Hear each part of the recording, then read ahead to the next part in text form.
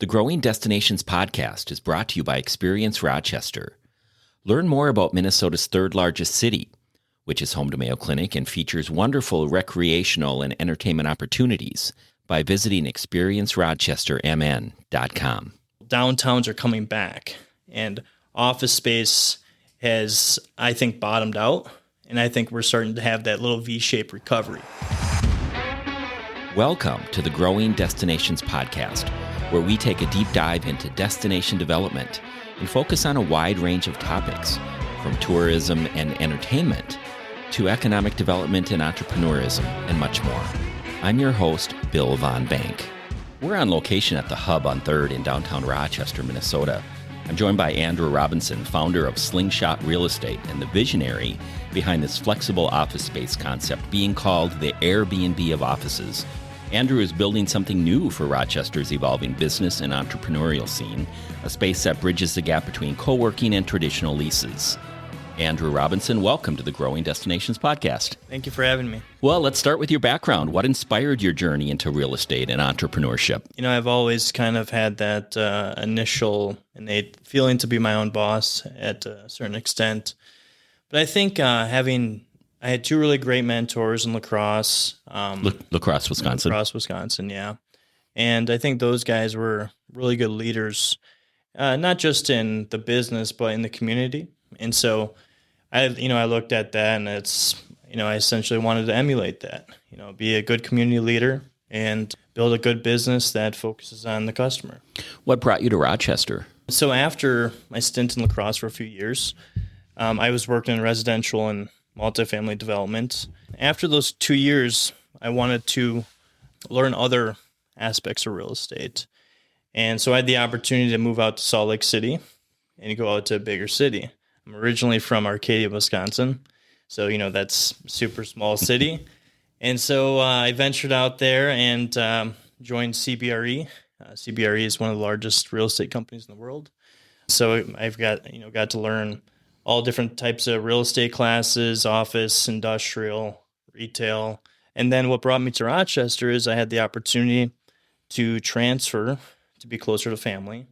And so I transferred from Salt Lake to Rochester and then managed 1 and 2 Discovery Square. Which are two big developments with the Destination Medical Center initiative. Right, yep. So I had a great time working with Mortensen, Destination Medical Center, Mayo Clinic, and the other tenants there. What's the story behind the name Slingshot Real Estate? Every name has a story, so I'm sure this one does too. The real estate model is, the fundamentals have never really changed, but I'm trying to get away from the traditional model in a way. And I thought about, I could easily go with the Robinson Rentals, and no offense against anybody that's done that kind of stuff, but it's just, I wanted something a little bit more bold and a little bit more energy and disruptive. And so Slingshot came about. We were actually looking at, we're kind of a small fish in maybe a big pond, and we're starting out. And my brothers and I were really close, and so they helped me with the name. And so we were like, okay, well, maybe there's like a David Goliath feel here. Like we were thinking like David Goliath, and then my brother's company is an ATM and like a vending company, and he has Bazooka, and then I have 21 Drones as well as a media company, and so then I'm like, oh, Slingshot, could be the David Goliath kind of feel. Tell us about your new venture, the Hub on 3rd. We're actually here in your conference room. I was at a fork in the road, so to speak. I initially always wanted to start my real estate company at roughly 35. I wanted to spend, 10, 12 years learning the business, and then really start to kind of take it serious and, go into residential and commercial. So the Hub on 3rd was a unique opportunity because I got a call from a broker that knows my skill set in office space and knows that I can help solve unique problems and distressed assets. And so this particular property was bought, and the prior owner had a great vision. And so he went and scraped 4 condominium units and then built out 12 individual offices with, conference room and kitchen. And so I was approached and said, is there any interest in purchasing this building and trying to solve this issue. And so this kind of ties into the hub on third, but also kind of my overall, where my fork in the road was, is that my initial plan was like, well, I could snowball duplexes, essentially duplex, 4 units, 8 units, that's like your traditional path. But I said, well, if I have the skill set, why don't I just do duplex commercial and like make a big jump? And so, the broker and I worked out a deal with the seller. And then I looked at this project and I said, okay, what does Rochester need? What does Rochester have? And how can we really serve the community and make it easier for businesses? So it really was very like Amazon focused, like make it all about the customer, right?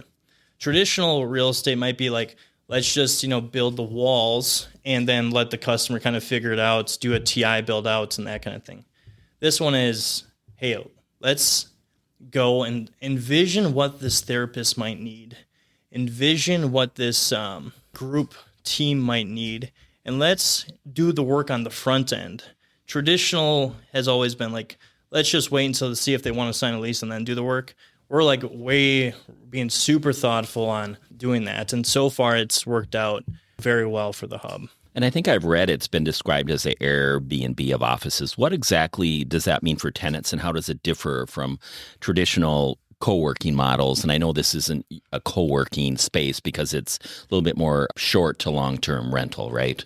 I look at the whole growth phase of all businesses and I say, okay, if you look at like a stair step, and like the lower step is like the ideation, right? Like somebody has an idea to create some kind of product or service, right? And so I looked at, so you have like Collider. I think Collider is, local downtown here. They're, Mayo Clinic's interested, DMC's interested with them. And, they're helping with bringing ideas to the next step. And so then after that, people are like, okay, I'm starting to generate income. And then the next step is like, well, maybe I need I have to create an LLC. Where can I put like the address from LLC? And so that's where like a virtual office comes in. And then there's another step around that. That's the co-working open desk, where people are like, I'm making money. I'm starting to, my ideas coming in. I just need an open desk to start working and maybe collaborating. And then I think the next step is really just kind of like a private office space or just a space. So the next step is kind of that you need some sort of space. And it depends on whether you're a pressure washing company or, you're just needing some office space to do. So as businesses are starting to scale up, you come into play. Yeah, so that's where I'm trying to help them with the growth, right? That's where the hub kind of comes in, where we're catching them, trying to navigate what's next for them, right? Because some people might need just one office space, some might need a waiting room and office space. So we're trying to kind of cater to that.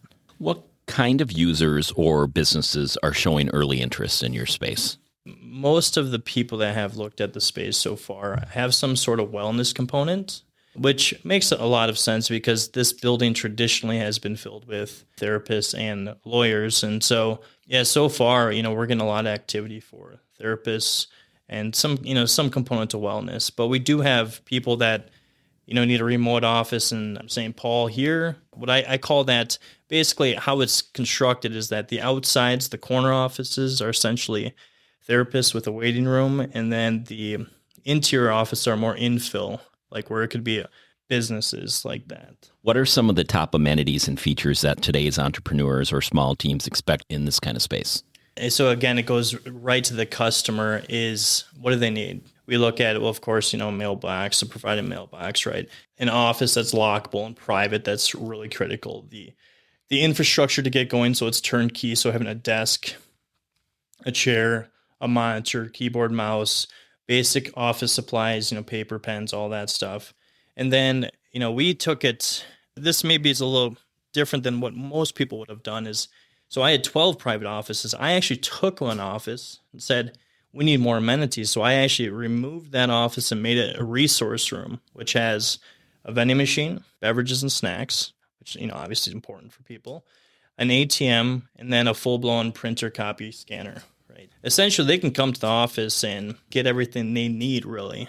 And then, of course, a kitchen, reception area, and then an 8-person conference room. This is where they can have, client-facing meetings or group team meetings, all that. Why was downtown Rochester the right place to launch the hub on 3rd? Downtown Rochester has so much going for it that I looked at this distress asset and said, okay, I think we can solve a need in the marketplace. And traditionally people have, I go to these real estate summits and people are like all talking about west side of Rochester, West Circle Drive. And I actually think that it's cyclical. Downtowns are coming back and office space has, I think, bottomed out. And I think we're starting to have that little V-shaped recovery. Now, it depends on the market, of course, but if you just look at it, is that, Governor Walz had basically said in June that they want state employees to start coming back. And so I think that was just kind of a way to help the other large companies also send the same message. And now you're starting to see these large companies like Target, and they're starting to say, hey, our employees need to come back September 1st. So I look at that and I say, okay, so people are starting to come back to the office. That means that there's going to be more demand for it. And why downtown Rochester? Because this is where it's happening. It's happening in this district. There's literally hundreds of millions of dollars being spent here. And we're really just we're in the second half of that spending.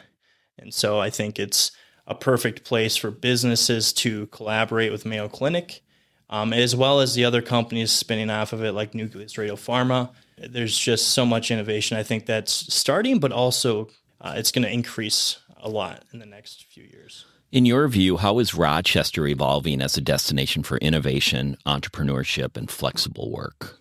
I think what I'm trying to do is be part of the ecosystem. And I think that's what even my time spent at 1 and 2 Discovery Square is that one of our focuses has been was what do people need that they're coming in from Boston, San Diego, and creating that ecosystem. And so I think if we can look at like a rising tide rises all ships, that kind of feel. If you look at Collider and 1 and 2 Discovery Square, even Regis, you look at these different flexible models, and then you look at the hub on 3rd. Each of them is solving a different problem in the marketplace. And I think that we need to get away from like trying to take all the business yourself. That kind of view is maybe somebody calls me and says, hey, I need this space. And then I can say, look, no, you should go to Collider based on what you told me, or you should go to 1 and 2. I think that's where we need to start getting to. I'm not sure we're there yet. What would you say to someone who's hesitant about moving into a non-traditional office space like this? I'd say that my job is to make it so you're not hesitant. And that's why I'm trying to make it as flexible as possible. So, it just depends on where you're at. So maybe it's, hey, why don't you test it out for 12 months? We'll put a 60-day clause in there that says, hey, things aren't working out. You give me notice and you can leave. It's meant to be very, very flexible and very thoughtful is my viewpoint. Do you see this as a test, and do you envision replicating it somewhere else? I think that I have enough data to say that this model is going to work and that scaling this is very certain to me.